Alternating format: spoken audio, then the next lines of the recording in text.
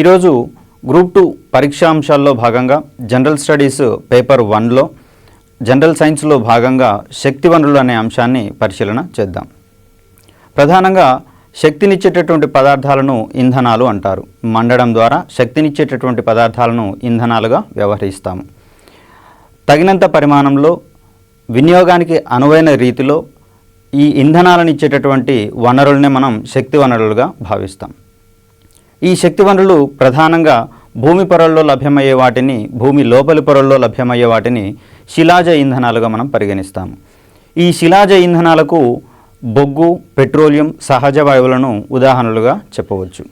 ప్రధానంగా ప్రపంచంలో అభివృద్ధి చెందిన దేశాలు మరియు అభివృద్ధి చెందుతున్నటువంటి దేశాలు వీటన్నిటికీ కావలసినంత పరిమాణంలో శక్తిని అందించడానికి, వాటి యొక్క వనరులను సద్వినియోగం చేసుకోవడానికి ఇవి ప్రధానంగా శిలాజ ఇంధనాలపై వినియోగపడుతున్నటువంటి విషయాన్ని మనం గమనిస్తూనే ఉన్నాం. ఈ శిలాజ ఇంధనాల యొక్క వినియోగం ఏ స్థాయికి వెళ్ళిందంటే, ఈ ఇంధనాలను పెద్ద మొత్తంలో తమ చేజిక్కించుకోవడానికి ప్రచ్ఛన్న యుద్ధాలు జరుగుతున్నటువంటి సందర్భాలు కూడా మనం ప్రపంచ దేశాల మధ్య చూస్తూనే ఉన్నాం. శిలాజ ఇంధనాలు ప్రధానంగా భూమి లోపలి పొరల్లో ఈ జంతువుల కళేబరాలు, మొక్కలు, వృక్షాల కళేబరాలు తరతరాలుగా భూమి కింది పొరల్లో ఉండడం వలన అక్కడ వాయురహిత స్థితిలో సూక్ష్మజీవుల యొక్క చర్యల వలన ఈ శిలాజ ఇంధనాలు ఏర్పడతాయి. ప్రధానంగా దీంట్లో బొగ్గును గనక పరిశీలిస్తే పెద్ద పెద్ద వృక్షాలు భూమి యొక్క లోపలి పొరల్లో నిక్షిప్తమై వాయురహిత స్థితిలో సూక్ష్మజీవుల యొక్క చర్యల వలన ఈ బొగ్గు అనేది ఏర్పడుతుంది. అదేవిధంగా చిన్న చిన్న జంతువులు మరియు చిన్న చిన్న మొక్కలు ఇటువంటివి భూమి యొక్క లోపలి పొరల్లో చిక్కుకొని పోయి శిలాజాలుగా వాటి మీద వాయురహిత స్థితిలో ఈ సూక్ష్మజీవుల యొక్క చర్యల వలన పెట్రోలియం మరియు సహజ వాయువులుగా ఏర్పడేటటువంటి పరిస్థితులు మనం చూడవచ్చు. శిలాజ ఇంధనాలుగా బొగ్గు, పెట్రోలియం, సహజ వాయువులను మనం పరిశీలిస్తాము. ఈ శిలాజ ఇంధనాలను అదే రీతిగా ఒకే విధంగా అధికంగా వినియోగించుకుంటూ పోయిన కొద్దీ అవి కనుమరుగైపోయే ప్రమాదం ఉంది, అంతరించిపోయే ప్రమాదం ఉంది, లేదా తరిగిపోయే ప్రమాదం ఉంది. కాబట్టి వీటిని తరిగిపోయే శక్తి వనరులుగా కూడా పరిగణిస్తాము. శిలాజ ఇంధనాలని తరిగిపోయే శక్తి వనరులుగా కూడా పరిగణిస్తాము. దీనినే మరో రకంగా ఎగ్జాస్టబుల్ ఎనర్జీ రిసోర్సెస్గా మనం భావించవచ్చు. శిలాజ ఇంధనాలు, తరిగిపోయే శక్తి వనరులు, ఎగ్జాస్టబుల్ ఎనర్జీ రిసోర్సెస్. ఇవి కాలక్రమంలో తరిగిపోతూ ఉన్నప్పుడు వీటిని మానవ ప్రయత్నాలతో భర్తీ చేయలేము. ఇవి మళ్ళీ ఏర్పడాలంటే సుమారుగా మిలియన్ల సంవత్సరాలు పడుతుంది. కాబట్టి వీటిని మానవ ప్రయత్నాలతో భర్తీ చేయలేము. కాబట్టి వీటినే మరో రకంగా పునరుత్పాదకేతర ఇంధన వనరులుగా భావిస్తాము. శిలాజ ఇంధనాలైనటువంటి బొగ్గు, పెట్రోలియం, సహజ వాయువులనే మరో రకంగా పునరుత్పాదకేతర ఇంధన వనరులుగా కూడా పరిగణిస్తాము. తర్వాత ఈ శిలాజ ఇంధన వనరులను మానవాళికి ప్రత్యక్షంగా మార్కెట్లో తీసుకొని డైరెక్ట్గా వినియోగించుకోవడానికి అర్హమైనవిగా ఉంటాయి. కాబట్టి వీటినే మరో రకంగా సాంప్రదాయ ఇంధన వనరులుగా కూడా భావించవచ్చు. శిలాజ ఇంధనాలనే మరో రకంగా సాంప్రదాయ ఇంధన వనరులుగా కూడా పరిగణించవచ్చు. వీటిని మానవాళి డైరెక్ట్గా వినియోగించుకోవడానికి పనికి వస్తాయి. కాబట్టి వీటిని వినియోగించుకోవడానికి మరే రకమైనటువంటి పరిజ్ఞానం అవసరం లేదు. కాబట్టి ఇవి రెడీ టు యూజ్గా ఉంటాయి. కాబట్టి వీటిని సాంప్రదాయ ఇంధన వనరులుగా భావిస్తాము. ప్రధానంగా శిలాజ ఇంధనాలను పునరుత్పాదకేతర ఇంధనాలు, తర్వాత తరిగిపోయే ఇంధన వనరులు మరియు సాంప్రదాయ ఇంధన వనరులుగా భావిస్తాము. ప్రస్తుతం ప్రపంచంలో శిలాజ ఇంధన వనరులు అధికంగా వినియోగిస్తున్నాం. కాబట్టి వీటి వల్ల మరొక రకమైనటువంటి ప్రమాదం పర్యావరణానికి ఏర్పడుతుంది. అదే వాతావరణ కాలుష్య ప్రభావం.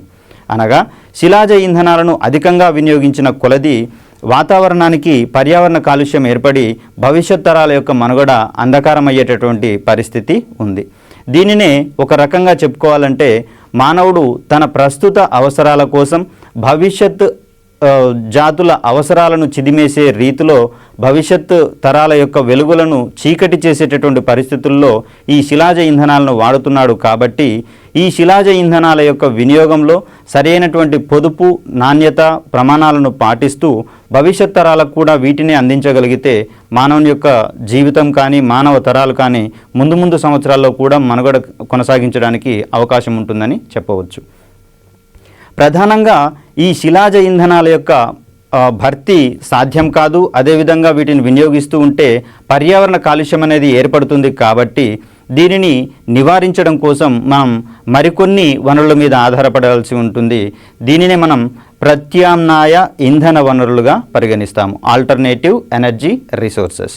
శిలాజ ఇంధనాలకు ప్రత్యామ్నాయంగా వాడుతున్నాం కాబట్టి వీటిని శిలాజ ఇంధనాలు అని చెప్పి పరిగణిస్తాము. ముఖ్యంగా సౌరశక్తి, పవనశక్తి మరియు సముద్రాల నుంచి వచ్చేటటువంటి హైడల్ ఎనర్జీ, టైడల్ ఎనర్జీ వీటన్నిటిని కూడా మనం ఈ ప్రత్యామ్నాయ ఇంధన వనరులుగా మనం పరిగణించవచ్చు. ఈ ప్రత్యామ్నాయ ఇంధన వనరులతో ఉన్నటువంటి మరొక ప్రయోజనం ఏమిటంటే ఇవి శిలాజ ఇంధనాల మాదిరిగా కాలుష్యాన్ని వెదజల్లేటటువంటి పరిస్థితులలో ఉండవు. కాబట్టి వీటిని పర్యావరణ హితమైనటువంటి ఇంధనాలుగా మనం పరిగణించవచ్చు. అదే శిలాజ ఇంధనాలైతే వాతావరణ కాలుష్యం కారకాలను విడుదల చేస్తాయి కాబట్టి అవి పర్యావరణ హితమైనటువంటి ఇంధన వనరులు కావు. ఒక్కో సందర్భంలో ప్రశ్న ఈ విధంగా రావచ్చు, క్రింది వానిలో పర్యావరణ హితమైనటువంటి ఇంధనాలు ఏమిటి అనే విషయాలలో ప్రశ్న అడగవచ్చు. దీంట్లో ఆప్షన్స్గా బొగ్గు, పెట్రోలియం, సహజ వాయువు, పవనశక్తి కనుక ఇచ్చినట్లయితే మనం ఆన్సర్గా పవనశక్తిని సూచించుకోవచ్చు. ఎందుకంటే పవనశక్తిని వినియోగించడం వలన శక్తి వస్తుంది, మన అవసరాలు తీరుతాయి, పైపెచ్చు పర్యావరణానికి అది హితంగా ఉంటుంది, ఎటువంటి కాలుష్య కారకాలను వాతావరణంలోకి రిలీజ్ చేయదు. కాబట్టి దాన్ని మనం ప్రత్యామ్నాయ ఇంధన వనరు, అదేవిధంగా పర్యావరణ హితమైనటువంటి ఇంధన వనరుగా మనం భావించవచ్చు. తర్వాత ఈ పవనశక్తిని కానివ్వండి, సౌరశక్తిని కానివ్వండి ఎంత వినియోగించినా కూడా ఇది తరిగిపోయేటటువంటి పరిస్థితి మనకు కనిపించదు. పైపెచ్చు ఈ ఇంధన వనరులు ఎంత వినియోగించుకున్నా కూడా తిరిగి మనకు అందుబాటులో ఉంటాయి. కాబట్టి వీటిని తరిగిపోని ఇంధన వనరులుగా మనం భావించవచ్చు. నాన్ ఎగ్జాస్టబుల్ ఎనర్జీ రిసోర్సెస్, తరిగిపోని ఇంధన వనరులుగా మనం వీటిని భావిస్తాం. పవనశక్తి, సౌరశక్తి, హైడల్ ఎనర్జీ, అలాగే ఓషన్ థర్మల్ ఎనర్జీ మరియు జియో థర్మల్ ఎనర్జీ వీటన్నిటిని కూడా తరిగిపోని శక్తి వనరులుగా మనం భావించవచ్చు. ఇవి మానవ ప్రయత్నాలతో సంబంధం లేకుండానే తిరిగి ప్రకృతిలో లభ్యమవుతాయి. కాబట్టి వీటిని పునరుత్పాదక ఇంధన వనరులుగా కూడా మనం భావించవచ్చు. ఈ పవనశక్తి, సౌరశక్తి వంటి వాటిని ప్రత్యామ్నాయ ఇంధన వనరులుగా, తరిగిపోని శక్తి వనరులుగా, అదేవిధంగా పునరుత్పాదక శక్తి వనరులుగా కూడా మనం ఇక్కడ భావించవచ్చు. ఇక్కడ గమనించాల్సిన మరొక ముఖ్యమైనటువంటి అంశం ఏమిటంటే పవనశక్తిని మనం ప్రత్యక్షంగా డైరెక్ట్గా మన యొక్క దైనందిన అవసరాలకు వాడుకోలేము. ఈ పవనశక్తి ఆధారంగా మన అవసరాలు తీరాలంటే మరికొన్ని పరికరాలు అవసరమవుతాయి. అదేవిధంగా సౌరశక్తి మరియు జియోథర్మల్ ఎనర్జీ మరియు ఓషన్ థర్మల్ ఎనర్జీలను వాడుకోవాల్సి వచ్చినా కూడా మనం వాటిని డైరెక్ట్గా వినియోగించుకోలేము. వీటి నుంచి శక్తి వనరులను వాడుకోవడానికి మనం మరికొన్ని పరికరాలు అవసరమవుతాయి. కాబట్టి వీటిని మానవాళి ప్రత్యక్షంగా వినియోగించుకోలేదు. కావున వీటిని సాంప్రదాయేతర ఇంధన వనరులు అంటాం. ఏ ఇంధన వనరులైతే, ఏ ఇంధనాలైతే ప్రత్యక్షంగా మానవాళికి డైరెక్ట్గా వినియోగించుకోవడానికి అవకాశం ఉంటుందో వాటిని సాంప్రదాయ ఇంధన వనరులు అంటాము. ఇందాక చెప్పుకున్నట్టు పెట్రోలు, బొగ్గు, సహజవాయువు వీటిని డైరెక్ట్గా మన వాహనాలలో వాడుకొని మన యొక్క అవసరాలను తీర్చుకోవచ్చు. కాబట్టి వాటిని సాంప్రదాయ వనరులుగా భావిస్తాము. అటువంటి సాధ్యమయ్యేటటువంటి పరిస్థితులు మనకు పవనశక్తి, సౌరశక్తులలో ఉండదు. కాబట్టి వీటిని మనం సాంప్రదాయేతర ఇంధన వనరులుగా పరిగణించాల్సి వస్తుంది. ఇక్కడ పునరుత్పాదకేతర ఇంధన వనరులతో పోలిస్తే పునరుత్పాదక ఇంధన వనరులు అనేవి సంవత్సరంలో అన్ని రోజులు అందుబాటులో ఉంటాయి. అదేవిధంగా పునరుత్పాదకేతర ఇంధన వనరులతో కాలుష్యం పెరిగిపోతుంది కాబట్టి పర్యావరణానికి హాని జరుగుతుంది. అదేవిధంగా పునరుత్పాదక ఇంధన వనరులను వాడినట్లయితే పర్యావరణ హితంగా ఉంటుంది. మరియు ఈ శిలాజ ఇంధనాల మీద ఉండేటటువంటి సహజమైన డిమాండ్ని మనం తగ్గించవచ్చు. తద్వారా భవిష్యత్ తరాలకు వీటిని కొనసాగించేందుకు అవకాశం ఉంటుంది. కాబట్టి ప్రభుత్వాలతో పాటుగా సామాన్య ప్రజానీకం సైతము పునరుత్పాదక ఇంధన వనరుల యొక్క వినియోగం పట్ల తగు జాగ్రత్త వహించాలి. దీనికి సంబంధించినటువంటి అవసరమైన పరికరాలను రాయితీలో అందించడానికి ప్రభుత్వాలు కృషి చేస్తే ఇటువంటి పునరుత్పాదక ఇంధన వనరులను అధికంగా వినియోగించడం వలన గ్రామీణ ప్రాంతాల వారికి సైతము సులభంగా వారి యొక్క దైనందిన అవసరాలను తీర్చుకోవడానికి అవకాశం ఉంటుంది. ఇప్పటికే పలు గ్రామాలలో ఈ బయోగ్యాస్ ప్లాంట్స్, తర్వాత పవన శక్తికి సంబంధించినటువంటి పరికరాల ద్వారా భూగర్భ జలాలను తోడడానికి, అదేవిధంగా విద్యుత్తుని ఉత్పత్తి చేసుకోవడానికి సరైనటువంటి అవకాశాలను కల్పిస్తున్నాం. కాబట్టి రెగ్యులర్గా వచ్చేటటువంటి శిలాజ ఇంధనాల మీద ఉన్నటువంటి భారాన్ని తగ్గించి తద్వారా ప్రభుత్వాలకు ఎంతో మొత్తంలో ఈ వాణిజ్య లోటును పూడ్చడానికి మనం ఉద్యుక్తులం అవుతాం. కాబట్టి ప్రభుత్వాలతో పాటు సామాన్య ప్రజానీకం కూడా ఈ శిలాజ ఇంధనాలను పొదుపుగా పాటించడం ఒకటి. అదేవిధంగా ఈ పునరుత్పాదక లేదా తరిగిపోని లేదా సాంప్రదాయేతర ఇంధన వనరులు అనుకునేటటువంటి ఈ పవన శక్తి, సౌరశక్తి, జీవ ఇంధనాలు మొదలగు వాటిని వినియోగించుకున్నట్లయితే భవిష్యత్ తరాల యొక్క మనుగడకు ఎటువంటి ప్రమాదం ఉండదనేటటువంటి విషయాన్ని ఇక్కడ మనం గమనించవచ్చు. ప్రధానంగా ఎనర్జీ రిసోర్సెస్ అనే ఈ పాఠ్యాంశంలో మార్కులను పొందడంతో పాటుగా సామాజిక స్పృహను కూడా అందించేటటువంటి టాపిక్గా మనం దీన్ని గమనించవచ్చు. గతంలో ఏ విధంగానైతే పర్యావరణ విపత్తులను అనే పాఠ్యాంశాన్ని గ్రూప్స్ పరీక్షలలో ఇంక్లూడ్ చేశారో దానిని క్షుణ్ణంగా అధ్యయనం చేసినటువంటి అభ్యర్థులు తమ తోటి సమాజాన్ని అవేర్నెస్ చేయడం ద్వారా ఈ ప్రకృతి విపత్తుల సమయంలో ఏ విధమైనటువంటి జాగ్రత్తలు తీసుకోవాలి, ముందు జాగ్రత్తలు ఏ విధంగా తీసుకోవాలనే విషయాలలో అందరికీ తగిన సూచనలు, సలహాలు ఇవ్వడం ద్వారా ప్రస్తుతము ప్రకృతి విపత్తులు సంభవించినప్పుడు జరిగేటటువంటి ప్రాణ నష్టాన్ని, ఆస్తి నష్టాన్ని గణనీయంగా తగ్గించుకుంటున్న విషయాలను ఇక్కడ మనం గమనించుకోవచ్చు. అదేవిధంగా ఈ శక్తి వనరులు అనే పాఠ్యాంశాన్ని గ్రూప్స్ పాఠ్యాంశాల్లో చేర్చడం వలన సామాజిక స్పృహ పెరుగుతుంది. అదేవిధంగా ప్రతి అభ్యర్థి కూడా పర్యావరణానికి ఎంతో కొంత హితం చేయాలనేటటువంటి ఆలోచనతోటి ఈ శిలాజ ఇంధనాలను తక్కువగా వినియోగించుకునేటటువంటి అవకాశం ఉంటుంది. అదేవిధంగా తన తోటి వారికి ఈ ఉత్తమ నాణ్యతా ప్రమాణాలు, తర్వాత పొదుపు పరిస్థితులను అలవాటు చేయడం ద్వారా ఈ సామాజిక స్పృహను కలిగించేవారు అవుతారు. కాబట్టి ప్రధానంగా ఈ సబ్జెక్టుని దైనందిన జీవితంలో వినియోగించుకుంటూ సామాజిక స్పృహను, పర్యావరణ హిత సమాజాన్ని ఏ విధంగా కోరుకోవచ్చో ఆలోచించుకుంటూ చదువుకుంటే గనక దీంట్లో పెద్దగా శ్రమ పడకుండానే మార్కులు మనం పొందవచ్చు. ఇక్కడ శిలాజ ఇంధన వనరులను ఒక్కొక్క దాన్ని పర్టికులర్గా చూస్తే మనం ఇదివరకు చెప్పుకున్నట్టుగా బొగ్గు, పెట్రోలియం, సహజ వాయువు ఈ మూడిటిని శిలాజ ఇంధనాలు అని చెప్పేసి అని అంటున్నాం. Coal, natural gas and petroleum. మొదట బొగ్గు గురించి కనుక మనం పరిశీలించినట్లయితే బొగ్గు అనేది భూమి యొక్క అట్టడుగు పొరల్లో లభ్యమవుతుందని చెప్పుకున్నాం.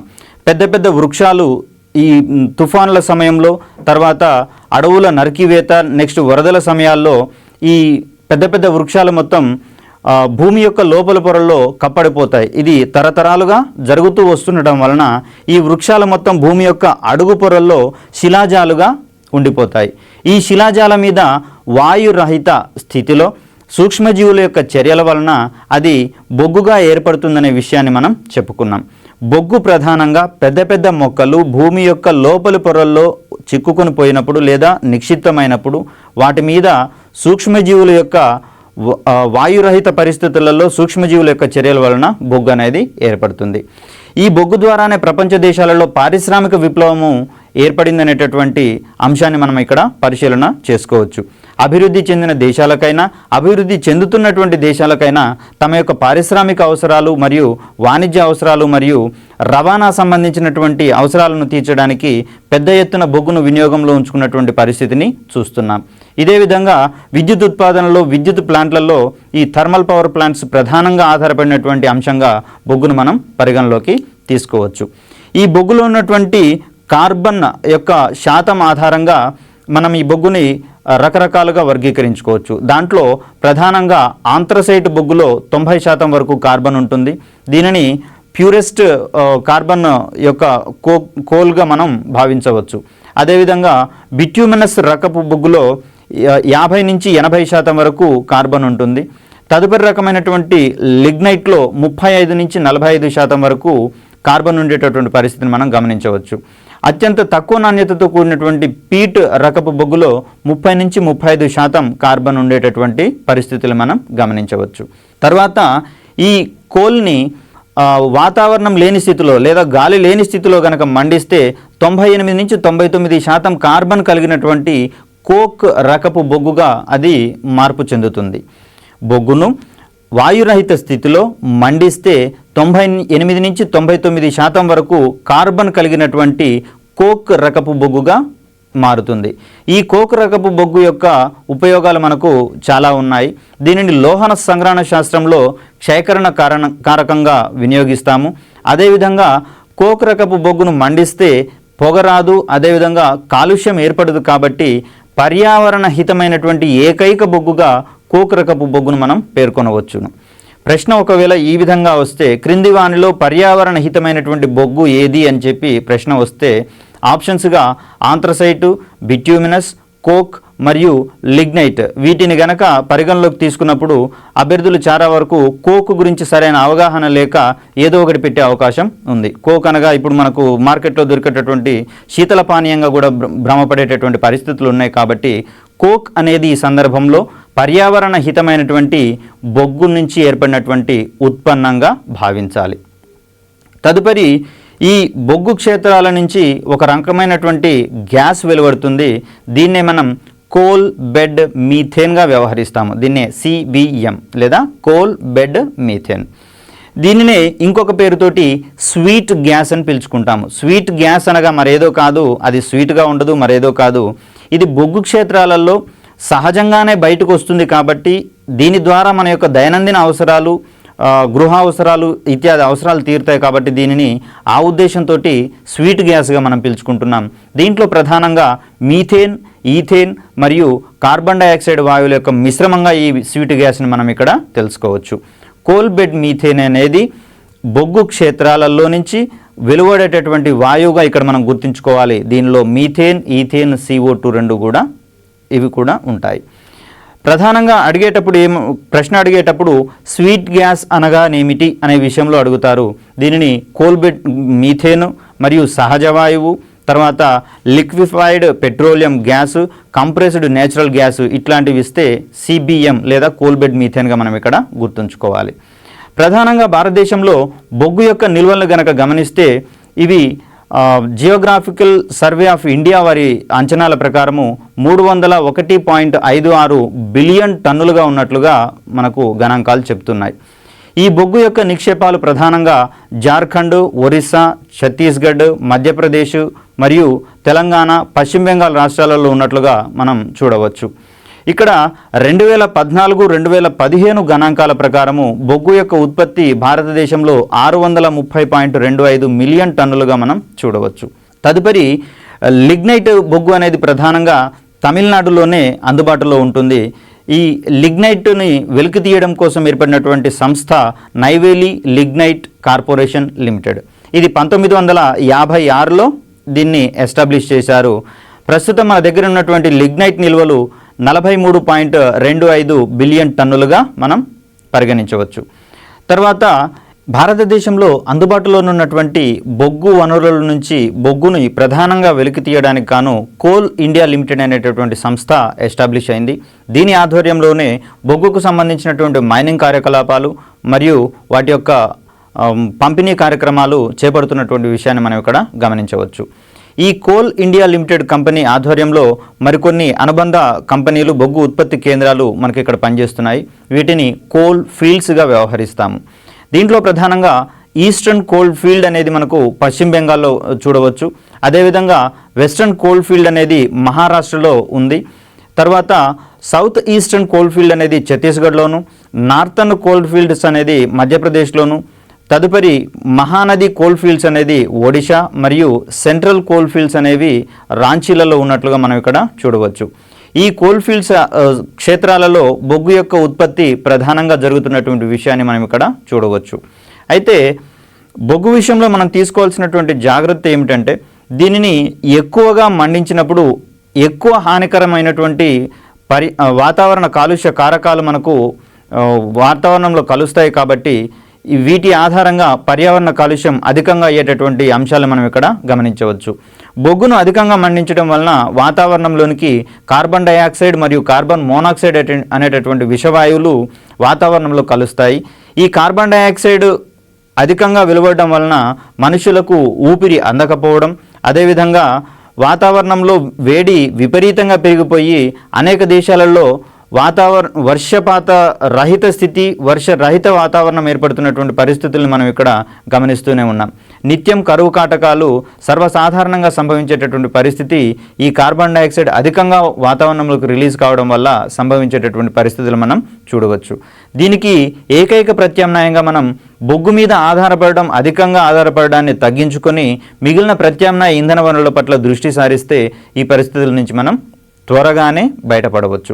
అదేవిధంగా భవిష్యత్ తరాలకు ఒక పర్యావరణ హితమైనటువంటి వాతావరణాన్ని మనం క్రియేట్ చేస్తూ వారి యొక్క మనుగడను మనం కొనసాగించేలా చేసుకోవచ్చు. ఈ శిలాజ ఇంధనాలలో మరొకటైనటువంటి పెట్రోలియం గురించి చూస్తే ఈ పెట్రోలియం అనేది పెట్రో ఓలియం అనేటటువంటి రెండు లాటిన్ పదాల యొక్క కలయికగా మనం చెప్పవచ్చు. పెట్రో అనగా రాతి పొరలు, ఓలియం అనగా నూనెగా మనం ఇక్కడ అర్థం చేసుకోవచ్చు. అనగా రాతి పొరల్లో నిక్షిప్తమైనటువంటి ఆయిల్గా ఈ పెట్రోలియంని మనం భావిస్తాము. ఈ పెట్రోలియంని మనం లిక్విడ్ గోల్డ్గా వ్యవహరిస్తాము.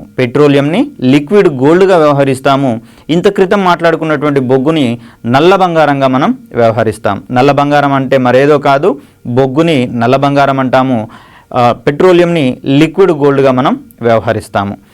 ఈ పెట్రోలియం అనేది రాతి పొరల్లో నిక్షిప్తమై ఉంటుందని చెప్పేసి అనుకున్నాము. భూమి యొక్క లోపలి పొరలకు ఈ రాతి పొరలు సాధారణంగా అవక్షేప శిలలుగా చూడవచ్చు. ఈ అవక్షేప శిలల వరకు భూమి యొక్క ఉపరితలం నుంచి డ్రిల్లింగ్ చేస్తూ ఉన్నప్పుడు ఆరోహణ క్రమంలో మొదట సాంద్రత తక్కువగా ఉన్నటువంటి సహజ వాయువు బయటకు వెలువడుతుంది, తదుపరి పెట్రోలియం బయటకు వస్తుంది, ఆఖరుగా నీరు బయటకు వస్తుంది. ఎప్పుడైతే నీరు బయటకు వస్తుందో దాంట్లో ఉన్నటువంటి పెట్రోలియం నిల్వలు అయిపోయినట్లుగా భావించి ఆ యొక్క పెట్రోలియం బావులను మూసివేటటువంటి పరిస్థితిని మనం ఇక్కడ చూడవచ్చు. ఇదే పెట్రోలియం నుంచి మనకు అంశిక స్వేదనం చేయడం ద్వారా వివిధ రకాలైనటువంటి పెట్రోలియం ఉత్పత్తులను మనం పొందవచ్చు. ప్రధానంగా పెట్రోలియం గురించి మాట్లాడితే ఇది ఇంధనం కాదు, దీని నుంచి ఎటువంటి శక్తి వెలువడదు. ఎప్పుడైతే పెట్రోలియంని వేర్వేరు ఉష్ణోగ్రతల వద్ద అంశిక స్వేదనానికి, ఫ్రాక్షనల్ డిస్టిలేషన్ అంటాము, దీనికి అంశిక స్వేదనానికి గురి చేసినప్పుడు అది వేర్వేరు ఉష్ణోగ్రతల వద్ద ఈ పెట్రోలు, డీజిలు, కిరోసిను, నాఫ్థలిన్ వంటి ఉప ఉత్పన్నాలను ఇస్తుంది. ఈ విధంగా వేర్వేరు ఉష్ణోగ్రతలకు వేర్వేరు ఉత్పన్నాలు రావడాన్ని మనం అంశిక స్వేదనం అని చెప్పేసి అంటాము. పెట్రోలియం నుంచి వచ్చేటటువంటి మరొక ఉత్పన్నంగా ఎల్పిజిని మనం వ్యవహరించవచ్చు. ఈ ఎల్పిజిని సాధారణ గృహావసరాలకు, వంట అవసరాలకు, అదేవిధంగా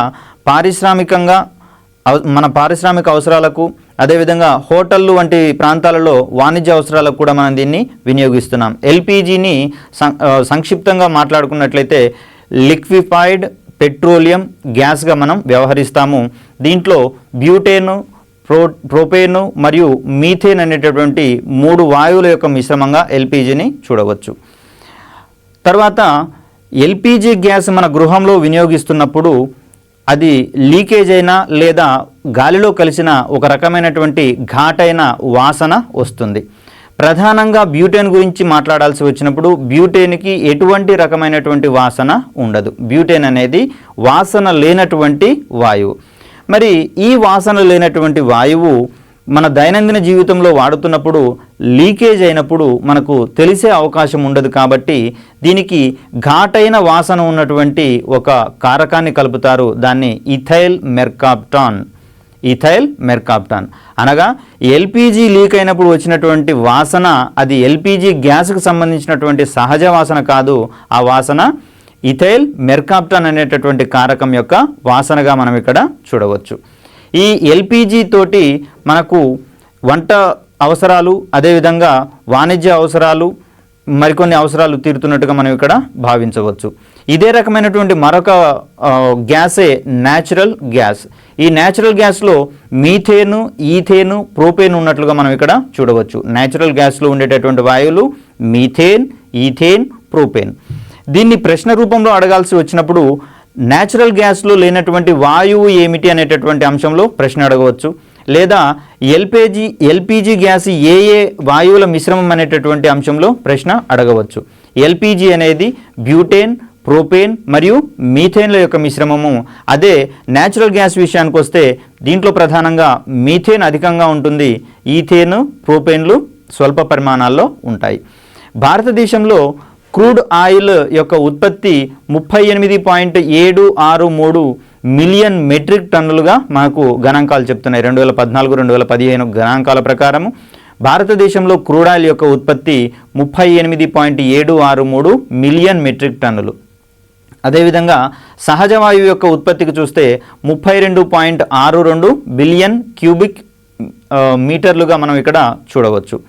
ఇక్కడ ఎల్పిజి గ్యాస్ మరియు న్యాచురల్ గ్యాస్లు వాస్తవానికి పరిశీలించినట్లయితే కాలుష్య కారకాలను వెదజల్లవు. గృహ అవసరాలలో ఎల్పిజి మరియు న్యాచురల్ గ్యాసులను వాడినప్పుడు ఇవి పర్యావరణంలోకి ఎటువంటి వాతావరణ కాలుష్యకాలను వెదజల్లవు. అయితే ఇక్కడ గమనించాల్సిన విషయం ఏమిటంటే ఎల్పిజిని న్యాచురల్ గ్యాస్ని పెట్రోలియం నుంచి పొందుతున్నప్పుడు, పెట్రోలియం శుద్ధి కేంద్రాల నుంచి వాటిని శుద్ధి చేసే దశలో, పొందే దశలో, ఆ దశలోనే అనేక వాయు కాలుష్య కారకాలు వాతావరణంలోకి కలిసేటటువంటి పరిస్థితిని మనం ఇక్కడ చూడవచ్చు. సల్ఫర్కి సంబంధించినటువంటి కాలుష్యాలు, అదేవిధంగా నైట్రోజన్కి సంబంధించినటువంటి కాలుష్యాలు వాతావరణంలోకి వెళ్ళడం వలన రీసెంట్గా మనకు విశాఖపట్నం చుట్టుపక్కల ప్రాంతాలలో ఆమ్ల వర్షాలు కురిసినటువంటి పరిస్థితులు మనం ఇక్కడ గమనించవచ్చు. ఈ వాతావరణంలో కలిసినటువంటి సల్ఫర్ మరియు నైట్రోజన్ సంబంధితమైనటువంటి కాలుష్య కారకాలు మేఘాలలోకి వెళ్ళినప్పుడు అక్కడ ఉరుములు మెరుపులు సంభవించేటటువంటి పరిస్థితులలో, అత్యధిక వేడి వాతావరణ పీడనం కలిసినటువంటి పరిస్థితులలో అవి సల్ఫర్ డయాక్సైడ్ మరియు నత్రిక ఆమ్లాలుగా మారి వాటిని ఆమ్లాలుగా మనం పరిశీలిస్తాము, ఆమ్లాలుగా మనం పరిగణిస్తాము. ఆ ఆమ్లాలు వర్షం వచ్చినప్పుడు వర్షపు చినుకులతో పాటుగా నేల మీద పడడం ద్వారా అక్కడ ఉన్నటువంటి జీవరాశులకు, మొక్కలకు మరియు మనుషులకు ప్రమాదాలను ఏర్పరుస్తున్నటువంటి పరిస్థితులను ఇక్కడ మనం గమనించవచ్చు. అదేవిధంగా తాజ్మహల్ చుట్టుపక్కల ఉన్నటువంటి పరిశ్రమల నుంచి వెలువడేటటువంటి విషవాయువులు వాతావరణంలో కలవడం వలన ఈ వర్షాలు వచ్చేటటువంటి సమయాల్లో ఆ మెరుపులు మరియు ఉరుముల ప్రభావం వలన అత్యధిక వేడి పీడనం ఉన్నటువంటి పరిస్థితులలో అవి ఆమ్లాలుగా మారి తాజ్మహల్ మీద పడినప్పుడు తాజ్మహల్ యొక్క తెల్లటి రాళ్ళు కాస్త పసుపచ్చ కలర్లోకి మారి తాజ్మహల్ యొక్క అందాలను చెడగొడుతున్నటువంటి పరిస్థితులను మనం గమనించాం. దీనికి రెమెడీగా ఢిల్లీ ప్రభుత్వం వారు అక్కడ చుట్టుపక్కల ఉన్నటువంటి పరిశ్రమలు కొన్నింటిని మూసివేసి తిరిగి తాజ్మహల్కు సహజమైనటువంటి అందాలను తీసుకొచ్చే కార్యక్రమాన్ని మనం చేస్తున్నట్లుగా గమనిస్తున్నాం. ఇప్పటి వరకు మనం తరిగిపోయేటటువంటి శక్తి వనరులు లేదా పునరుత్పాదకేతర శక్తి వనరులు వీటి గురించి తెలుసుకున్నాం. ప్రధానంగా ఈ పునరుత్పాదకేతర శక్తి వనరుల మీద ఆధారపడడం వలన పర్యావరణ కాలుష్యం అధికంగా ఏర్పడుతుందని చెప్పేసి తెలుసుకున్నాం. దీనికి సంబంధించి ఈ మధ్య కాలంలోనే ప్రపంచ దేశాలలో కొంత కదలిక వచ్చి అవి తమ యొక్క అవేర్నెస్ తోటి ఈ శిలాజ ఇంధనాల మీద ఆధారపడేటటువంటి పరిజ్ఞానాన్ని తగ్గించుకుంటూ క్రమక్రమంగా సాంప్రదాయేతర శక్తి వనరులు లేదా ప్రత్యామ్నాయ శక్తి వనరుల మీద ఆధారపడేటటువంటి పరిస్థితులను అవి ప్రజలకు అందిస్తున్న విషయాన్ని మనం ఇక్కడ చూస్తున్నాం.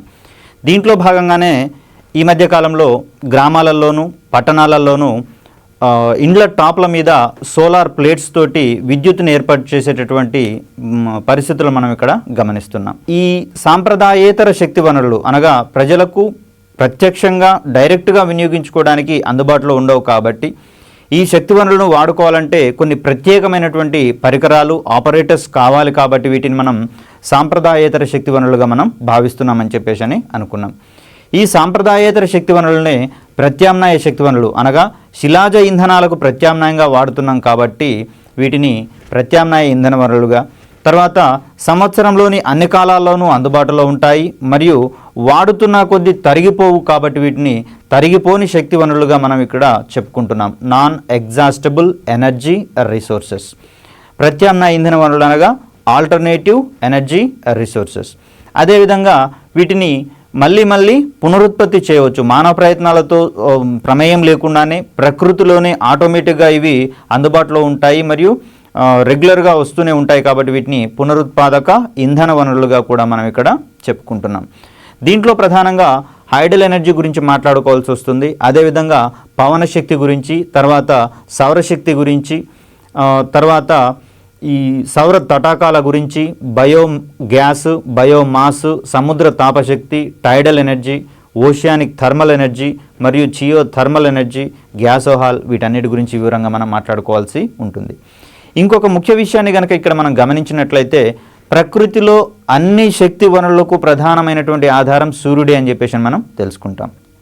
అనగా సూర్యుడి నుంచి వెలువడినటువంటి శక్తి ఇక్కడ మిగిలిన శక్తి వనరులు ఏర్పడడానికి పరోక్షంగానో ప్రత్యక్షంగానో కారణమవుతుంది. కాబట్టి భూమి మీద లేదా ఈ ప్రపంచంలో అన్ని శక్తి వనరులకు ప్రధానమైనటువంటి ఆధారంగా మనం సూర్యుడిని చెప్పుకుంటాం.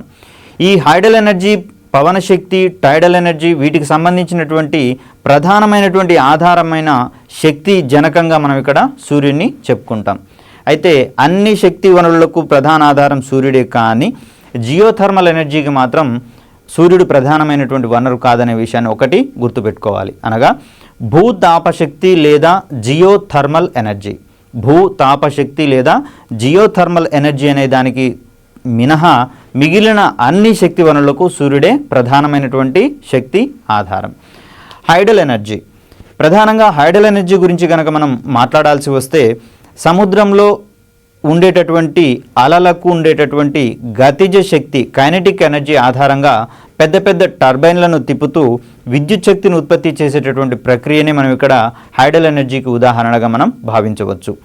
సముద్రాలలోని నీటికి ఉండేటటువంటి గతిజ శక్తిని ఆధారంగా చేసుకొని టర్బైన్లను తిప్పడం ద్వారా విద్యుత్తుని ఉత్పత్తి చేసేటటువంటి ప్రక్రియకు దీనిని మనం ఉదాహరణగా చెప్పవచ్చు, హైడల్ ఎనర్జీ.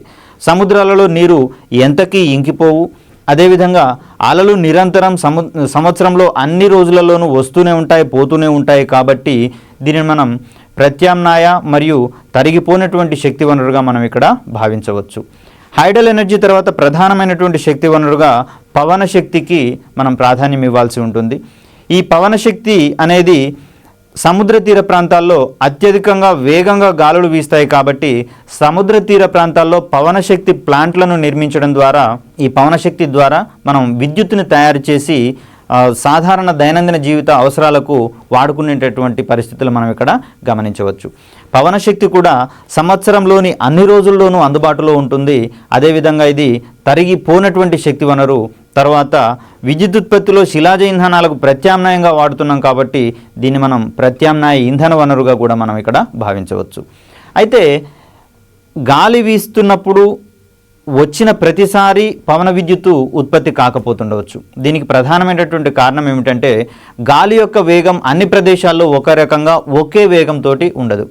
సముద్ర తీర ప్రాంతాల్లో ఎక్కువ వేగంతో వీచేటటువంటి గాలులు భూమి యొక్క పరిధిలోకి వచ్చినప్పుడు వాటి యొక్క వేగాన్ని మందగించేటటువంటి పరిస్థితులు మనం ఇక్కడ గమనించవచ్చు. అనగా సముద్ర తీర ప్రాంతాల్లో అధిక వేగంగా వీచేటటువంటి గాలులు భూ వాతావరణంలోకి వచ్చేసరికి వాటి యొక్క వేగం మందగించి ఆ టర్బైన్లను తిప్పలేక పవన విద్యుత్ అనేది ఉత్పత్తి కానటువంటి పరిస్థితులు మనం చూడవచ్చు. ప్రధానంగా గంటకు 15 కిలోమీటర్ల వేగంతో వీచేటటువంటి గాలులు లభ్యమయ్యే పరిస్థితులలో మాత్రమే ఈ పవన శక్తి ఆధారంగా, విండ్ ఎనర్జీ ఆధారంగా మనం విద్యుత్ ఉత్పత్తిని చేయవచ్చు. ఈ వీస్తున్నటువంటి గాలికి ఎదురుగా పెద్ద పెద్ద పంకాలు కలిగినటువంటి పరికరాలను అమర్చినప్పుడు ఆ పంకాలు తిరుగుతున్నప్పుడు వాటికి అమర్చినటువంటి షాఫ్ట్ ద్వారా వాటి వెనక వైపు ఉన్నటువంటి టర్బైన్ తిరిగి దాని ద్వారా విద్యుత్ ఉత్పత్తి అయ్యేటటువంటి పరిస్థితిని మనం ఇక్కడ పవన శక్తి కేంద్రాలలో గమనించవచ్చు. పవన శక్తి కేంద్రాలలో వేగంగా వీచేటటువంటి గాలి యొక్క గతిజ శక్తి అనేది మనకు విద్యుత్ శక్తిగా రూపాంతరం చెందుతుంది. ప్రధానంగా భారతదేశంలో తమిళనాడులో ఇటువంటి పవన శక్తి విద్యుత్ ప్లాంట్లు ఉన్నట్టుగా మనం గమనించుకోవచ్చు. తమిళనాడు మొదటి ప్లేస్లో ఉంది భారతదేశంలో. పవన శక్తిని సద్వినియోగం చేసుకోవడానికి సముద్ర తీర ప్రాంతాల్లో పవనశక్తి ప్లాంట్లను ఏర్పాటు చేస్తాము. తర్వాత ఈ మధ్యకాలంలో వచ్చినటువంటి నూతన అంచనాల ప్రకారము ఈ హైవేల మీద వాహనాలు విపరీతమైనటువంటి వేగాలతో వెళ్తుంటాయి. కాబట్టి అటువంటి గాలికి ఉండేటటువంటి వేగాన్ని కూడా సద్వినియోగం చేసుకోవాలనే ఆలోచనలో శాస్త్రవేత్తలు తగు పరిశీలనలు చేస్తున్నారు. ఈ హైవేలు అన్నప్పుడు మరొక విషయాన్ని మాట్లాడుకోవాల్సి వస్తుంది.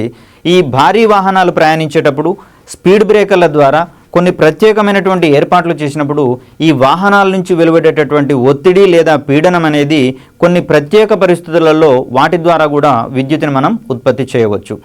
వీటిని కూడా మనం విద్యుత్ ఉత్పాదనలో కనుక వాడితే శిలాజ ఇంధనాల మీద ఉండేటటువంటి గిరాకీని తగ్గించవచ్చు. అదేవిధంగా శిలాజ ఇంధనాల వల్ల వెలువడేటటువంటి వాతావరణ కాలుష్య కారకాలను మనం వాతావరణంలోకి వెదజల్లే పరిస్థితులను తగ్గించుకోవచ్చు. కాబట్టి ప్రస్తుత తరాలే కాకుండా భవిష్యత్ తరాలు, ఫ్యూచర్ జనరేషన్స్ కూడా సేఫ్గా ఈ ప్రపంచంలో జీవించగలిగే పరిస్థితులను మనం కల్పించిన వాళ్ళము అవుతాము. దీని తర్వాత మనం ప్రధానంగా చెప్పుకోవాల్సింది సౌరశక్తి గురించి. సూర్యుడి నుంచి వచ్చేటటువంటి శక్తి భూమిని చేరినప్పుడు ఆ సౌరశక్తి పరికరాల ద్వారా సౌరశక్తి నుంచి విద్యుత్తును జనింపచేసేటటువంటి టెక్నాలజీనే మనం ఇక్కడ వాడుతూ ఉన్నాం. సూర్యకాంతి కొన్ని రకాలైనటువంటి లోహాల మీద పడినప్పుడు ఎలక్ట్రాన్లను వెదజల్లుతుంది. దీనిని ఫోటో ఎలక్ట్రిక్ ఎఫెక్ట్ అంటాం. కాంతి యొక్క విద్యుత్ ధర్మంగా మనం దీన్ని భావించవచ్చు. ఫోటో ఎలక్ట్రిక్ ఎఫెక్ట్ అనగా సూర్యుని నుంచి వెలువడేటటువంటి కాంతి ఏదైనా లోహాల మీద పడినప్పుడు వాటి గుండా ఎలక్ట్రాన్స్ బయటకి వస్తాయి. ఈ విధంగా వచ్చినటువంటి ఎలక్ట్రాన్లను ప్రవహింపచేసి లేదా మన అవసరాలకు వాడుకునేటటువంటి టెక్నాలజీని మనం సౌర విద్యుత్ టెక్నాలజీగా మనం ఇక్కడ చూడవచ్చు. ప్రధానంగా చూస్తే సూర్యుని నుంచి వచ్చేటటువంటి కాంతి కేవలం 47% మాత్రమే భూ ఉపరితలానికి చేరుతుంది. మిగిలిన 53% భూ వాతావరణంతో అదేవిధంగా వాతావరణ కణాలతోటి తిరిగి విశ్వంలోనికి రిఫ్లెక్ట్ చేయబడుతుంది, పరావర్తనం చెందించబడుతుంది. కాబట్టి సూర్యుడి నుంచి వెలువడేటటువంటి సౌరశక్తిలో కేవలం మనం వాడుకునేటటువంటి సౌరశక్తి 47% మాత్రమే. ఈ 47% సౌరశక్తిని మనం సద్వినియోగం చేసుకోగలిగితే ఉన్నటువంటి ఈ థర్మల్ పవర్ ప్లాంట్స్ అన్నిటినీ లేదా అణు విద్యుత్ కేంద్రాల స్థానంలో సౌరశక్తి ద్వారా వచ్చేటటువంటి విద్యుదుత్పత్తి ప్లాంట్లను ఎస్టాబ్లిష్ చేయడం ద్వారా పర్యావరణ హితమైనటువంటి విద్యుత్తుని మనం ఇక్కడ పొందవచ్చు. ఇక్కడ భూమికి సంబంధించి సంవత్సరానికి 5,000 ట్రిలియన్ కిలోవాట్ హవర్స్ యొక్క సౌరశక్తి మనకు అందుబాటులో ఉంటుందని ఒక అంచనా. ఒక సంవత్సరంలో సూర్యుడి నుంచి వెలువడేటటువంటి శక్తి 5,000 ట్రిలియన్ కిలోవాట్ హవర్స్ భూమిని చేరుతుందని చెప్పేసి మనం ఇక్కడ భావించవచ్చు. దీనికి సంబంధించినటువంటి మరొక అంశము సౌర స్థిరాంకము. ఒక చదరపు మీటరుకు ఎంత సౌరశక్తి అయితే భూమిని చేరుతుందో ఆ విలువనే మనం ఇక్కడ సౌర స్థిరాంకము అంటాము, సోలార్ కాన్స్టాంట్. ఇక్కడ ఈ సౌర స్థిరాంకం విలువ మనకు 1.4 కిలో వాట్ ఫర్ చదరపు మీటరు లేదా చదరపు మీటరుకు 1.4 కిలో వాట్స్గా మనం ఇక్కడ చూడవచ్చు. ఇది సౌర స్థిరాంకం యొక్క విలువ. ఇక సౌర విద్యుత్ ప్లాంట్లు లేదా సోలార్ విద్యుత్ ప్లాంట్లలో వచ్చేటటువంటి అమరికలను కనుక మనం చూస్తే సిలికాన్ బోరాన్ లేదా సిలికాన్ ఆర్సెనిక్ అనేటటువంటి 2 లోహాలతో ఉన్నటువంటి 2 లోహపు పొరల్ని ఒక సిలికాన్ సెల్గా మనం పరిగణిస్తాం. ఈ సిలికాన్ సెల్ మీద పడినటువంటి సూర్యకాంతి ఎలక్ట్రాన్లను బయటకు విడుదల చేస్తుంది. తర్వాత ఈ 2 పొరల మధ్య ఉండేటటువంటి పొటెన్షియల్ డిఫరెన్స్ లేదా శక్మాంతరం అనేది 0.5 వోల్ట్స్కి సమానము. ఈ సిలికాన్ బోరాన్ సిలికాన్ ఆర్సెనిక్ పొరల మీద పడినటువంటి సౌరకాంతి ఎలక్ట్రాన్లను బయటికి ఉత్తేజితం చెందించడం వల్ల ఆ ఎలక్ట్రాన్లను సంగ్రహించి ఈ పెద్ద పెద్ద సోలార్ సెల్లను ఒకే దగ్గర అమర్చి సోలార్ ప్యానెళ్లను తయారు చేస్తాము. ఇటువంటి సోలార్ ప్యానెళ్లను అనేకం అమర్చడం ద్వారా సోలార్ ఫీల్డ్ ఎస్టాబ్లిష్ అవుతుంది. సోలార్ సెల్తో పోలిస్తే సోలార్ ప్యానెల్లో ఎక్కువ విద్యుత్ ఉత్పత్తి అవుతుంది. సోలార్ ప్యానెల్తో పోలిస్తే సోలార్ ఫీల్డ్స్లలో ఇంకా ఎక్కువ విద్యుత్ ఉత్పత్తి అవుతుంది. ఈ విధంగా ఉత్పత్తి అయినటువంటి విద్యుత్తుని మన యొక్క దైనందిన జీవితాలకు వాడుకోవచ్చు. అదేవిధంగా ప్రస్తుతం భారత ప్రభుత్వం మరియు తెలంగాణ ప్రభుత్వం వారు ఈ విధంగా ప్రొడ్యూస్ అయినటువంటి విద్యుత్తుని విద్యుత్ గ్రిడ్కి కనెక్ట్ చేయడం ద్వారా అవసరమైనటువంటి విద్యుత్తు గృహావసరాలకు వాడుకొని ఎక్కువైనటువంటి విద్యుత్తుని గ్రిడ్కి అనుసంధానం చేయడం ద్వారా ఈ ప్రజలకు ఆదాయం వస్తుంది. అదేవిధంగా విద్యుత్తుకు ఉన్నటువంటి డిమాండ్ తగ్గుతుంది మరియు అధిక విద్యుత్తు అందుబాటులో ఉంటుంది. కాబట్టి గిరాకీ సమయాలలో కూడా ఎటువంటి కష్ట నష్టాలకు ఓర్చుకోకుండా ఎటువంటి కోతలు లేనటువంటి విద్యుత్తుని మనం ఇక్కడ సప్లై చేయవచ్చు అనేటటువంటి అంశాన్ని మనం ఇక్కడ పరిశీలించవచ్చు. సౌరశక్తి ద్వారా విద్యుత్తును తయారు చేసేటటువంటి పరిజ్ఞానాన్ని ఫోటో వోల్టాయిక్ పరిజ్ఞానం అంటాం, ఫోటో వోల్టాయిక్ టెక్నాలజీ. క్రింది వాటిలో ఫోటో వోల్టాయిక్ టెక్నాలజీ అనగా ఏమిటి అనేటటువంటి అంశంలో ప్రశ్న వస్తే దానికి మనం గుర్తుంచుకోవాల్సినటువంటి విషయం ఏమిటంటే సౌరశక్తి ఆధారంగా విద్యుత్తును తయారు చేసేటటువంటి టెక్నాలజీనే ఫోటో వోల్టాయిక్ టెక్నాలజీగా మనం గుర్తుపెట్టుకోవాలి. అదేవిధంగా సౌరశక్తితోటి ఉష్ణాన్ని వెలువరించి గృహావసరాలకు వినియోగించుకునేటటువంటి టెక్నాలజీని సోలార్ థర్మల్ టెక్నాలజీ అంటాం. సోలార్ థర్మల్ అనగా సౌరశక్తి నుంచి ఉష్ణశక్తిని వెలువడేటట్టుగా చేయడాన్ని మనం సోలార్ థర్మల్ టెక్నాలజీ అంటాం. ఈ సోలార్ థర్మల్ టెక్నాలజీ ఆధారంగా పనిచేసేటువంటి పరికరాలను సోలార్ హీటింగ్ పరికరాలుగా మనం పరిగణించవచ్చు. సోలార్ హీటింగ్ పరికరాలు అనగా గృహ అవసరాలకు లేదా వంట అవసరాలకు సౌరశక్తిని ఉష్ణశక్తి రూపంలో గ్రహించి మన వంట యొక్క అవసరాలకు వినియోగించుకునేటటువంటి టెక్నాలజీనే సోలార్ హీటింగ్ టెక్నాలజీగా మనం ఇక్కడ గమనించవచ్చు. దీనికి సంబంధించి పలు పరికరాలు అందుబాటులో ఉన్నాయి. ప్రధానంగా solar cooker, solar water heaters, వీటన్నిటిని మనం హోటళ్లలోనూ, తర్వాత పెద్ద పెద్ద క్షేత్రాలలోనూ, పెద్ద పెద్ద సత్రాలలోనూ వినియోగిస్తున్నటువంటి అంశాలు మనం ఇక్కడ గమనించవచ్చు. ఈ సోలార్ హీటింగ్ మరియు సోలార్ థర్మల్ ఎనర్జీ ఆధారంగా తన వద్దకు వచ్చేటటువంటి భక్తులకు వడ్డించడానికి గాను షిరిడి మరియు తిరుమల తిరుపతి దేవస్థానం వారు అనేక సోలార్ కుక్కర్లను, సోలార్ థర్మల్ పవర్ ప్రాజెక్టులను పెట్టుకున్నటువంటి పరిస్థితులు మనం ఇక్కడ గమనించవచ్చు. షిరిడి మరియు తిరుమల తిరుపతి దేవస్థానం వాళ్ళు సోలార్ హీటింగ్ టెక్నాలజీ ద్వారా ఒకేసారి సుమారుగా 50,000 మందికి పైగా వడ్డించగల టెక్నాలజీని వారు అడాప్ట్ చేసుకున్నటువంటి విషయాన్ని ఇక్కడ మనం గమనించవచ్చు.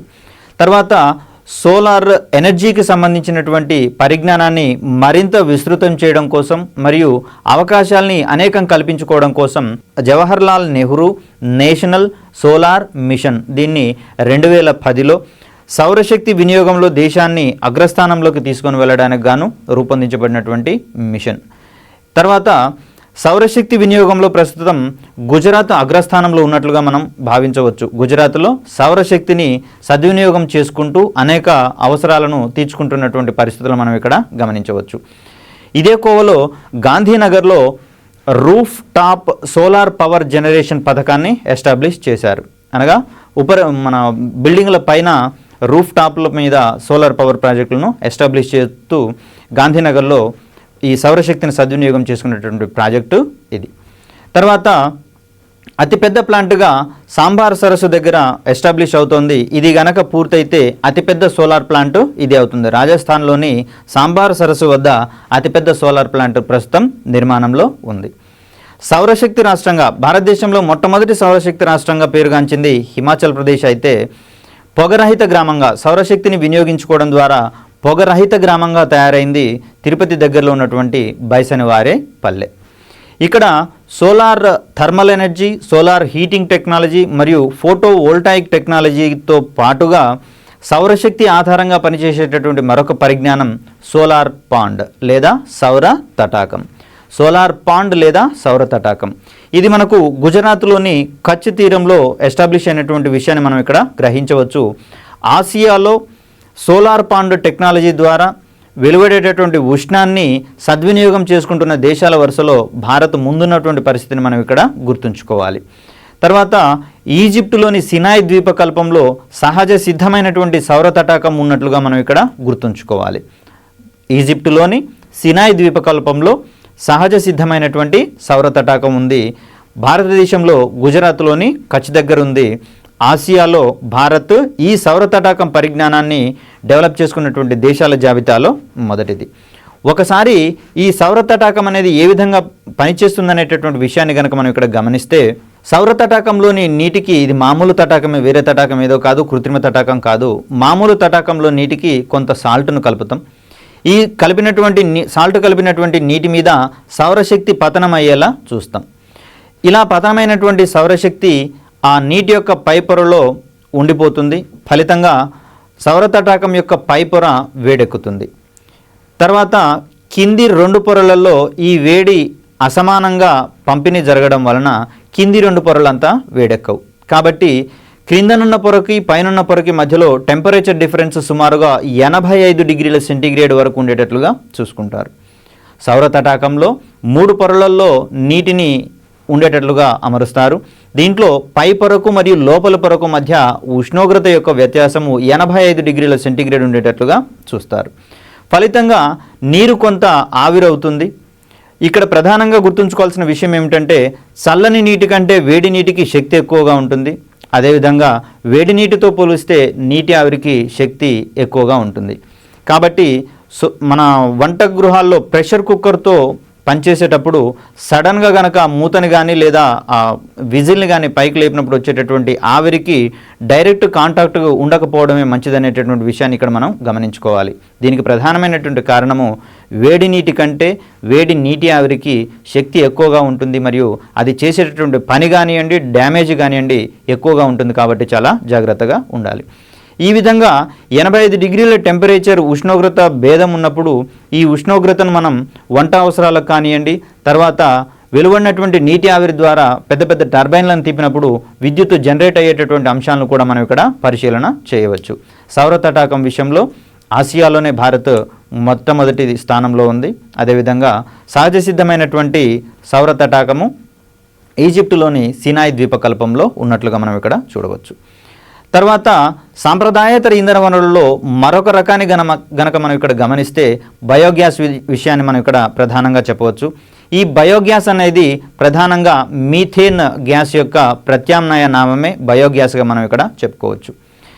సాధారణ జీవనంలో వెలువడేటటువంటి వ్యర్థ పదార్థాలు, అదేవిధంగా పారిశ్రామిక వ్యర్థ పదార్థాలు, వ్యవసాయ క్షేత్రాల నుంచి వెలువడేటటువంటి వ్యర్థ పదార్థాల ఆధారంగా మనం ఈ బయోగ్యాస్ ప్లాంట్లను అమర్చుకోవచ్చు, ఏర్పాటు చేసుకోవచ్చు.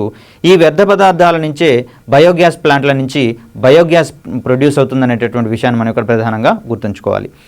నేటికి కూడా మారుమూల ప్రాంతాలలో, గ్రామీణ ప్రాంతాలలో వారి యొక్క దైనందిన అవసరాలకు బయోగ్యాస్ మీద ఆధారపడుతున్నటువంటి విషయాన్ని మనం పరిశీలించవచ్చు. పట్టణాలలో అంత ఆసక్తి కల్పించకపోయినప్పటికీ గ్రామీణ ప్రాంతాల్లో ప్రధానంగా బయోగ్యాస్ మీదనే ఆధారపడి వంటలు, ఇతర అవసరాలను తీర్చుకుంటున్నటువంటి విషయాలు మనం ఇక్కడ గమనించవచ్చు. ఈ బయోగ్యాస్ ప్లాంట్లలో ప్రధానంగా వ్యర్థ పదార్థాల మీద గాలి లేని పరిస్థితులలో సూక్ష్మజీవులు కిణ్వ ప్రక్రియ వంటి ప్రక్రియలకు గురి చేయడం ద్వారా ఆ బయో వ్యర్థాలు మొత్తం విచ్ఛిన్నం చెంది దాని నుంచి బయోగ్యాస్ లేదా మీథేన్ అనేది వెలువడుతుందనేటటువంటి విషయాన్ని మనం ఇక్కడ గుర్తుంచుకోవాలి. బయో వ్యర్థాల నుంచి బయోగ్యాస్ ప్లాంట్లలో వాయు రహిత స్థితిలో సూక్ష్మజీవులు ఈ కిణ్వ ప్రక్రియ ద్వారా కిణ్వ ప్రక్రియలో పాల్గొన్నప్పుడు ఆ బయో వ్యర్థాలు మొత్తం డీగ్రేడ్ అవుతాయి, అనగా విచ్ఛిన్నం అవుతాయి. ఈ విచ్ఛిన్నం చెందిన దశలో బయోగ్యాస్ వెలువడుతుంది. ఈ బయోగ్యాస్ ఆధారంగా మన స్టవ్లను ఆధారంగా చేసుకొని వంట అవసరాలను తీర్చుకోవచ్చు. అదేవిధంగా గ్యాస్ దీపాలలోకి కూడా వీటిని వినియోగించుకొని వెలుతురుకు సంబంధించినటువంటి అవసరాలను కూడా పల్లెల్లో తీర్చుకుంటున్నటువంటి పరిస్థితులు మనం ఇక్కడ చూడవచ్చు. అదేవిధంగా మీథేన్ గురించి మరొక రకమైనటువంటి విషయాలను కనుక మనం ఇక్కడ తెలుసుకుంటే, భారతదేశం ప్రధానంగా వ్యవసాయ ప్రధాన దేశము. దీంట్లో ప్రధానంగా పండించేటటువంటి పంట వరి. ఇక్కడ వరి నీటిని ఎక్కువగా వినియోగించుకునేటటువంటి పంట. ఈ నీటిని ఎక్కువగా వినియోగించుకునేటప్పుడు కొంత నీటిని ఆ వరి మళ్ళలోనే నిల్వ ఉండేటట్లుగా చూడాల్సి వస్తుంది. ఈ విధంగా నిల్వ ఉన్నప్పుడు ఆ వరి పొలాలలో ఉండేటటువంటి నాచు ఈ గాలి రహిత స్థితిలో, వాయు రహిత స్థితిలో సూక్ష్మజీవుల యొక్క ప్రభావానికి లోనై అక్కడి నుంచి మీథేన్ పెద్ద మొత్తంలో వెలువడుతున్నటువంటి విషయాన్ని ప్రపంచ దేశాలలో అమెరికా మరియు ఇతర పశ్చిమ దేశాలు ప్రధానంగా భారతదేశము మరియు చైనాల మీద నింద మోస్తూ ఈ మీథేన్ వలనే పర్యావరణ కాలుష్యం అధికంగా ఏర్పడుతుంది, కాబట్టి మీరు వరి పంటని తగ్గించుకోమని చెప్పేసి అటువంటి సూచనలు చెప్పినటువంటి విషయాలను కూడా మనం ఇక్కడ గమనించవచ్చు. వ్యవసాయ క్షేత్రాల నుంచి నీరు అధికంగా నిల్వ ఉండడం వలన ఆ నాచు మీద వాయురహిత స్థితిలో సూక్ష్మజీవుల యొక్క కిణ్వ ప్రక్రియ ప్రభావం వలన మీథేన్ అధికంగా ప్రొడ్యూస్ అవుతున్నటువంటి విషయాన్ని మనం ఇక్కడ గమనించవచ్చు. అయితే భారత్ ప్రధానంగా వ్యవసాయ ఆధారమైనటువంటి దేశం కాబట్టి వరికి ప్రత్యామ్నాయంగా మనకు ఎటువంటి ఏర్పాట్లు లేవు. కాబట్టి ఈ విషయాలలో మిగిలిన కారణాలను తగ్గించుకుంటూ, అంటే మిగిలిన మార్గాలలో వాతావరణ కాలుష్యాన్ని వెదజల్లేటటువంటి పరిస్థితులను తగ్గించుకుంటూ తద్వారా వచ్చేటటువంటి పరిస్థితులను ఎదుర్కోవాల్సిందిగా ఇక్కడ మనం గుర్తుంచుకోవచ్చు. తర్వాత పెద్ద పెద్ద రిజర్వాయర్లను, ఆనకట్టలను నిర్మించినప్పుడు ఆ ఆనకట్టలలో నీరు నిల్వ ఉంటుంది. అదేవిధంగా వరదలు వచ్చిన సమయంలో రిజర్వాయర్లలోని నీరు బ్యాక్ వాటర్గా కొంత వెనుకకు వెళ్తుంది. ఇలా వెనుకకు వెళ్ళినటువంటి నీరు అక్కడ సహజంగా ఉండేటటువంటి చెట్టు చేమలని, నెక్స్ట్ జంతుజాలాన్ని కూడా ముంచివేస్తుంది. ఈ విధంగా ముంచివేసినటువంటి నీటి అడుగునున్నటువంటి ఆ మొక్కలు మరియు జంతువులు క్రమక్రమంగా కుళ్ళిపోయి, అదేవిధంగా వాయురహిత స్థితిలో సూక్ష్మజీవుల ప్రక్రియకు లోనైనప్పుడు కూడా మనకు మీథేన్ వాయువు వెలువడుతుందనేటటువంటి విషయాన్ని గమనించవచ్చు. మరి ఇటువంటి ప్రాజెక్టులు భారతదేశంలోనే కాదు, ప్రపంచ దేశాలన్నీ కూడా ప్రాజెక్టులు కడుతున్నాయి. కాబట్టి అవి కూడా ఇట్లా మీథేన్ గ్యాస్ని వెలువరిస్తున్నటువంటి పరిస్థితులు మనం ఇక్కడ గమనించవచ్చు. అనగా ప్రపంచ దేశాలు ఎంతసేపు ఈ వాతావరణ కాలుష్యానికి తాము కారణం కాదు, మీరే కారణం అని చెప్పేసి పరస్పర నిందారోపణలు చేసుకుంటున్నాయే తప్పిస్తే రోగం ఉన్నప్పుడు రోగ కారకానికి సంబంధించినటువంటి చికిత్స చేయాలి, కానీ విరిగిన కాలుకి జెండుబాం పూసినందువల్ల పర్మనెంట్ సొల్యూషన్ అనేటటువంటిది రాదు. కాబట్టి ఈ విధమైనటువంటి నిందారోపణలు పరస్పరం ఒక దేశం మీదే మరొకటి వేసుకునే బదులు అసలు వాస్తవాన్ని గుర్తించి ఏం చేయాలో ఆలోచిస్తూ దానికి సంబంధించినటువంటి రెమెడీస్ తీసుకోవడం ద్వారా ఈ పర్యావరణ కాలుష్యాన్ని మనం సమర్థవంతంగా తొలగించుకోవచ్చు. తర్వాత సాంప్రదాయేతర వనరుల్లో మరొక అంశమైనటువంటి సముద్ర తరంగ శక్తి. ఈ సముద్ర తరంగాలకు ఉండేటటువంటి గతిశక్తి ఆధారంగా సముద్ర తీర ప్రాంతాలలో పెద్ద పెద్ద డ్రమ్ములను అమర్చడం వలన ఆ డ్రమ్ములను ఈ సముద్ర తరంగాలు ఢీకొన్నప్పుడు వెలువడేటటువంటి ఆ ప్రెషర్ని మనం ఇక్కడ విద్యుత్ ఉత్పత్తికి వినియోగించుకోవచ్చు. అయితే దీని కారణంగా అతి తక్కువ విద్యుత్తు వెలువడుతుందనేటటువంటి విషయాన్ని మనం ఇక్కడ చూసుకోవచ్చు. ఇంకా ఇది పూర్తి స్థాయి పరిజ్ఞానంగా అభివృద్ధి చెందలేదు. మరో కోవకు చెందిందే టైడల్ ఎనర్జీ, అనగా పోటుపాట్ల ద్వారా వచ్చేటటువంటి ఆ నీటికి ఉండేటటువంటి గతిశక్తిని మనం ఈ టైడల్ ప్రాజెక్టుల ద్వారా లేదా టైడల్ రిజర్వాయర్లను కన్స్ట్రక్షన్ చేసినప్పుడు ఆ పోటుపాటులకు ఉండేటటువంటి శక్తి ఆధారంగా మనం విద్యుత్ తయారు చేసుకోవచ్చు. ఇది ప్రస్తుతం తమిళనాడు మరియు కేరళ ప్రాంతాలలో అందుబాటులో ఉన్నట్టుగా మనం గమనించవచ్చు. ఈ టైడల్ ఎనర్జీకి సంబంధించినటువంటి ప్రాంతాలలో టైడల్ రిజర్వాయర్స్ని కన్స్ట్రక్షన్ చేస్తాము. పోటు సమయంలో సముద్ర మట్టం యొక్క ఎత్తు ఎక్కువగా ఉంటుంది కాబట్టి ఈ అధిక మొత్తంలో నీరు టైడల్ రిజర్వాయర్లోకి లేదా టైడల్ ప్రాజెక్టులోకి వెళ్తుంది. నీరు వెళ్తున్నప్పుడు ఆ మార్గానికి అడ్డంగా టర్బైన్లను కట్టి ఆ టర్బైన్లను తిప్పడం ద్వారా విద్యుత్ ఉత్పత్తిని చేస్తారు. అదేవిధంగా పాటు సమయాల్లో సముద్ర మట్టం యొక్క ఎత్తు తక్కువ అవుతుంది. సముద్ర మట్టం తగ్గినప్పుడు టైడల్ ప్రాజెక్టులో ఎక్కువ ఎత్తులో ఉన్నటువంటి నీరు ఈ సముద్రంలోకి తిరిగి వెళ్తుంది. అనగా పోటు సమయాలలో టైడల్ ప్రాజెక్టులో నీరు తక్కువగా ఉన్నప్పుడు పోటు సమయాల్లో సముద్రంలో నీరు ఎక్కువ మట్టంలో ఉంటుంది. ఈ మట్టంలో ఉన్నప్పుడు నీరు టైడల్ ప్రాజెక్టులోకి వెళ్తుంది. వెళ్ళేటప్పుడు ఆ మార్గంలో ఉండేటటువంటి టర్బైన్లను తిప్పడం ద్వారా విద్యుత్ ఉత్పత్తి జరుగుతుంది.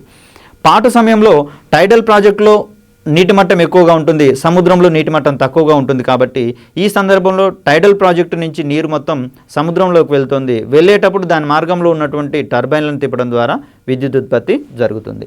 ఈ విధంగా టైడల్ సందర్భాలలో ఉండేటటువంటి పోటుపాట్ల సమయాల్లో ఉండేటటువంటి నీటికి ఉన్న గతిశక్తి ఆధారంగా టర్బైన్లను తిప్పడం ద్వారా విద్యుత్ ఉత్పత్తి చేసే పరిజ్ఞానమే మనకి ఇక్కడ టైడల్ ఎనర్జీ. తర్వాత మరొక రకమైనటువంటి టెక్నాలజీ గురించి చూస్తే కనుక దీనిని సముద్ర తాపశక్తి లేదా ఓషియానిక్ థర్మల్ ఎనర్జీ అంటాం. సముద్ర తాపశక్తి లేదా ఓషియానిక్ థర్మల్ ఎనర్జీ అంటే సూర్యుడి నుంచి వచ్చేటటువంటి ఈ కాంతి కిరణాలు వెదజల్లేటటువంటి వేడిని సముద్రంలోని ఉపరితల పొరలు గ్రహించడం వల్ల అవి వేడెక్కుతాయి. ఈ వేడి అనేది క్రింది పొరల వరకు సమానంగా పంపిణీ జరగదు. ఈ కారణం వల్ల పై పొరలు వేడిగా ఉంటాయి, అదేవిధంగా కింది పొరలు అనేవి చల్లగా ఉంటాయి. ఈ రెండింటి మధ్య ఉష్ణోగ్రత తేడాలు ఎక్కువగా ఉంటాయి. కాబట్టి అమ్మోనియం వంటి వాయువులను పంపించినప్పుడు అవి ఆ ఉష్ణోగ్రతను గ్రహించి అత్యధిక వేగంతో వేడితోటి బయటకు వస్తాయి. ఈ పరిజ్ఞానం ఆధారంగా మనం విద్యుత్ ఉత్పత్తిని జరుపుకోవచ్చు. ఇదే క్రమంలో మరొకమైనటువంటి అంశము జియోథర్మల్ ఎనర్జీ లేదా భూతాప శక్తి. ఇందాకనే మనం చెప్పుకున్నాము, ఈ సాంప్రదాయేతర శక్తి వనరులలో అన్నిటికీ ప్రధానమైనటువంటి ఆధారము సౌరశక్తి కాగా జియోథర్మల్ ఎనర్జీ ఒకటి మాత్రం దానికి మినహాయింపుగా మనం చెప్పుకున్నాం. జియోథర్మల్ ఎనర్జీకి ప్రధానమైనటువంటి కారణం ఏమిటంటే భూమి యొక్క లోపల పొరల్లో ఈ కేంద్రక మూలకాలు ఉంటాయి. అంటే రేడియేషన్ వెదజల్లేటటువంటి యురేనియం వంటి విద్యుత్ అణు మూలకాలు ఉంటాయి, అణుధార్మికతను వెదజల్లేటటువంటి మూలకాలు ఉంటాయి, యురేనియం వంటివి ఉంటాయి. కాబట్టి వీటి నుంచి వచ్చినటువంటి వికిరణాలు అక్కడ వేడిని కలుగజేస్తాయి. ఆ వేడికి రాతి పొరలు వేడెక్కుతాయి. ప్రధానంగా భూమి లోపలి పొరల్లో అణుధార్మికత ఉన్నటువంటి యురేనియం వంటి మూలకాల నుంచి వెలువడేటటువంటి వికిరణాలు అక్కడ ఉన్నటువంటి రాతి పొరలను వేడెక్కిస్తాయి. ఈ రాతి పొరల పైన ఉన్నటువంటి భూగర్భ జలాలు ఈ వేడిని గ్రహించి అవి కూడా వేడెక్కుతాయి. ఇక్కడ ఉన్నటువంటి నీటి పొరల వరకు కూడా డ్రిల్లింగ్ చేసి ఆ ఉన్నటువంటి వేడి నీటిని బయటకు సంగ్రహించి నీటితోనూ అదేవిధంగా నీటి ఆవిరితోటూ మన యొక్క అవసరాలను తీర్చుకునేటటువంటి టెక్నాలజీని మనం ఇక్కడ జియోథర్మల్ ఎనర్జీగా మనం భావించవచ్చు. క్రింది వానలో సౌరశక్తి యొక్క రూపాంతర శక్తి వనరు కానిది ఏంటిది, లేదా సౌరశక్తి మీద ఆధారపడినటువంటి శక్తి వనరు ఏది అనేటటువంటి అంశంలో మనకు ప్రశ్నలు అడిగేటటువంటి అవకాశాలు కూడా ఉన్నాయి. దానికి జియోథర్మల్ ఎనర్జీ సమాధానంగా మనం ఇక్కడ గుర్తించవచ్చు. జియోథర్మల్ ఎనర్జీ అనేది సౌరశక్తి మీద ఆధారపడినటువంటి శక్తి వనరు. మిగిలినవన్నీ కూడా సౌరశక్తి మీద ఆధారపడేటటువంటి శక్తి వనరులే.